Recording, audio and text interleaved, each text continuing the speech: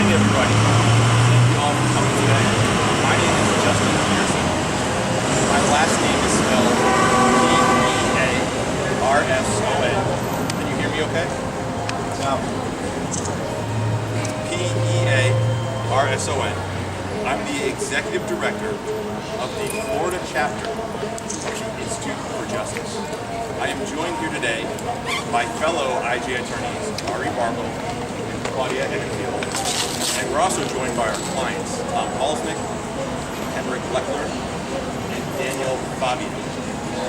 I'm going to speak very briefly, and then Ari, Tom, and Daniel will also speak.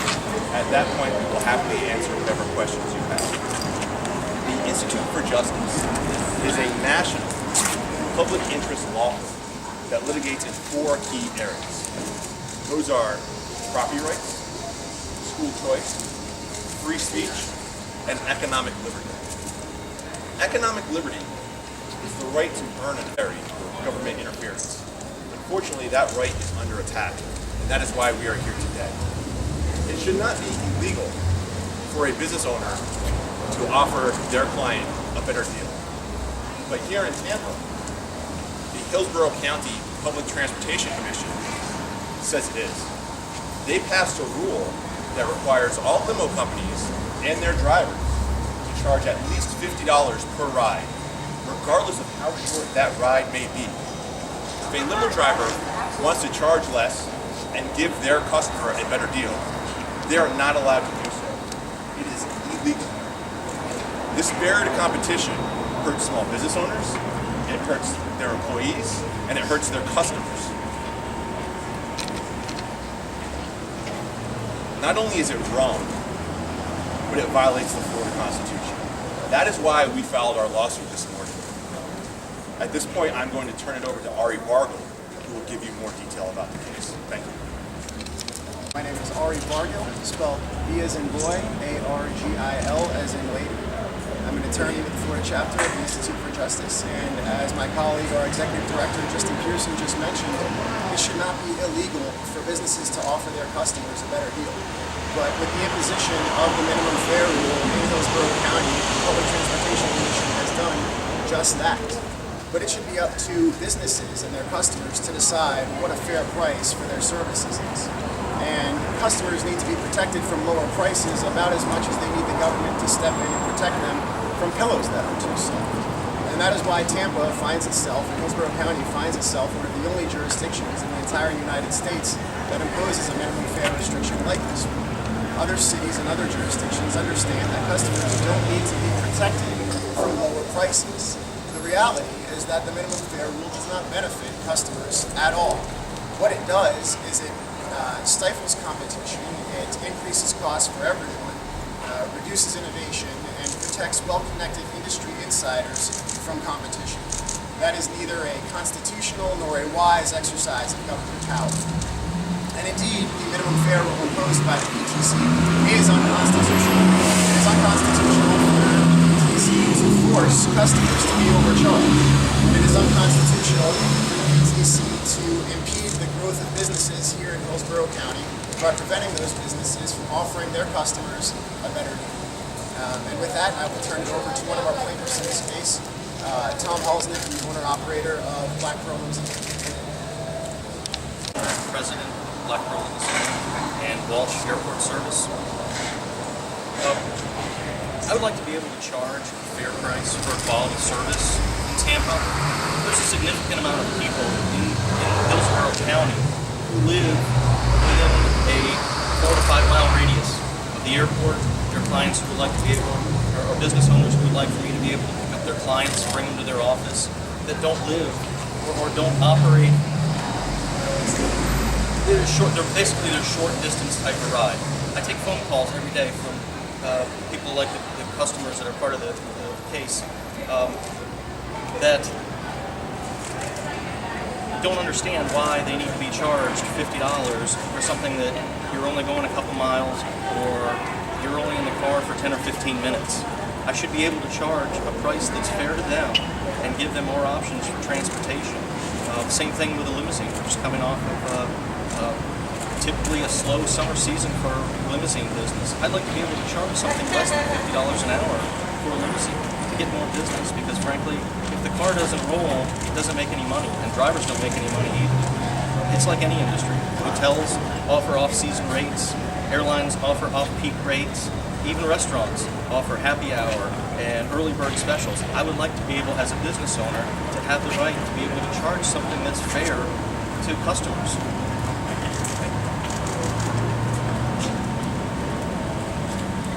My name is Daniel Fabian, F-A-U-B-I-O-N.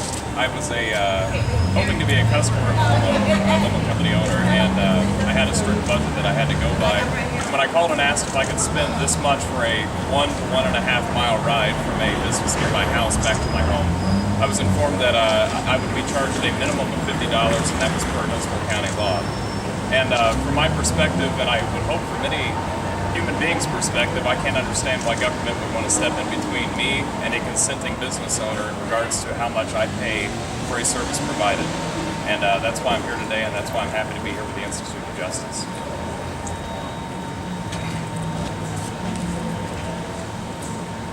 Okay, so now we are happy to answer any questions anyone might have. Justin, why do you surmise that this particular ordinance has been passed by the Public Transportation Commission?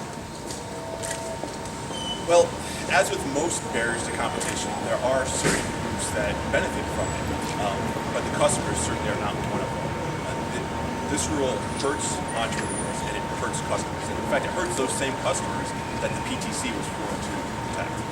But what I'm saying is, who's benefiting by it, and why would a governmental agency try to help some other group? Sure.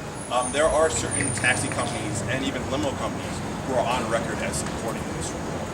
And that just shows the history of barriers to competition. There are always certain politically favored entrenched interests that benefit from any law, and of course those favored interests don't want to see the law. This thing has been in existence for a while now. Can you explain why it's now you're pursuing a suit? Because right now is when we have clients who are willing to step forward. It takes a lot of courage to do what our clients do. And they wanted to enact change. I mean, there were efforts, as I'm sure many of you know, there have been efforts by different people to change the rule and reform the PTC over the years. Unfortunately, history has shown that the PTC is not very open to that type of change. And so eventually you get to the point where litigation is required. What makes you think you're successful in this case? There have been other challenges, as you mentioned, to rules of the PTC. How many people have been successful? Fortunately, here in Florida, the Florida Constitution provides some protections over and above those of the U.S. Constitution. Based on our reading of the Florida Constitution, as well as some case law from the Florida Supreme Court itself, we believe that those protections can be applied to the transportation industry. The PTC indicates that part of the justification for this particular rule is to create a distinction between cab service and limo service.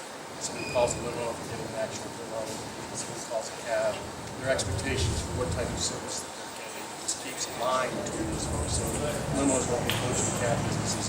Further, they say that it is the industry, not the PTC, that actually solve these rules. Consensus of industry came together through workshops and pushed for this minimum, saying that's what they needed to make money. Can you speak to those two points? Sure. I'll address them. Hillsborough County is one of only a handful of places around the country that have this type of rule. All of those other cities that don't have this rule have taxi industries that are just as vibrant or maybe even more vibrant than here in Tampa. So the plain truth is that the rule simply is not required. Limousines and taxis are two different industries. As to your second point, unfortunately the PTC seems to think that the industry means those certain politically favored interests that like the rule. Obviously, there are people in that industry who don't like the rule. And frankly, it's not the government's job to protect one competitor against another, just like it's not the government's job to protect the consumers from the prices. Do you anticipate that this case being that I can't speculate as to what will happen in the future. What I can tell you is we have talked to many people who are supporting the program, and so what their roles might be, it's impossible to say. That's a question, Thomas. So PTC is representing that when the $50 rule was put in place, changing it to $40 a few years ago, that there were workshops, this was transparent, people came together, and the industry collectively told us we want this $50. Did you participate in that? And did you speak out at all? And from your experience, I imagine you talked to other limo drivers. Is that industry consensus? There are people in our industry that don't feel the same way as I do. I have participated in a few of those workshops. Obviously, mine wasn't a popular view. But you did participate. You articulated it. That is correct. Justin, the PTC is in Hillsborough County is the only one in the 67 counties. It's the only public transportation commission. Are you saying this rule does not exist in any of the six other counties in the state? It exists in a couple places, but in the overwhelming majority it does not. For example, it does exist in Miami right now, although it looks like Miami may be in the process of getting rid of it. Basically, because of the success of taxi industries and limo industries in all of the cities and counties around the country where it doesn't exist, which is the overwhelming majority of them, people are beginning to realize that we do not need this rule. This rule does more harm than good, and that the taxi industry and the limo industry are better off if this rule is taken away. Can you explain the constitutional violation you foresee the Board upholding in this rule? Sure. Our challenge is based on the due process clause and the equal protection clause, which is found within the basic rights provision of the Florida Constitution. So those are sections 2 and 9 of Article 1, which is the Declaration of Rights of the Florida Constitution.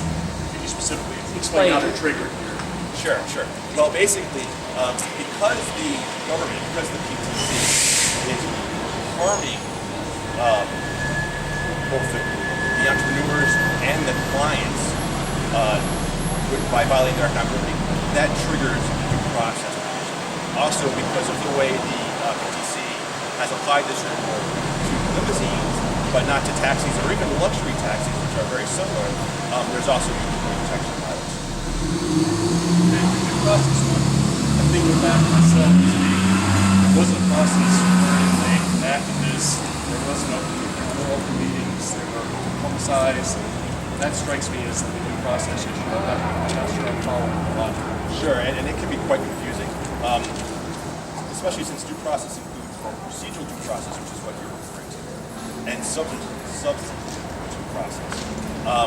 Basically, the Florida Supreme Court has stated that when the government interferes with the consumer's right to freely bargain for themselves, unless it has a reasonable reason to do so, that's reasonably related to a legitimate government purpose, that violates the Florida Constitution. There are also similar cases discussing how it also violates the rights of entrepreneurs, of course.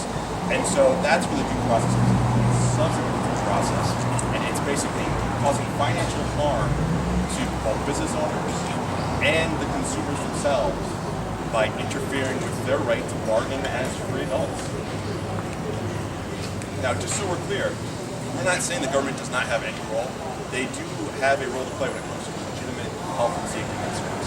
However, when they go beyond those areas and they start trying to favor one business over another or protect consumers from low prices, well, that violates the Florida Constitution. I think the date on Mr. Bobbitt's part of the case indicates just like last week or something.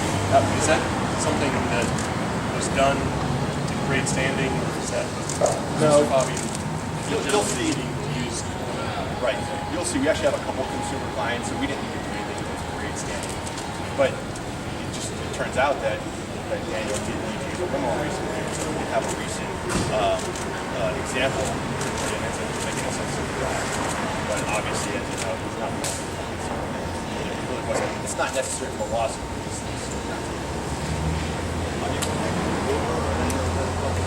No, we have no relationship with Uber, and we never have. We've been doing transportation cases at IJ for over 20 years with quite a bit of success, and we will continue to do so. And I don't even believe Uber's ever donated to us.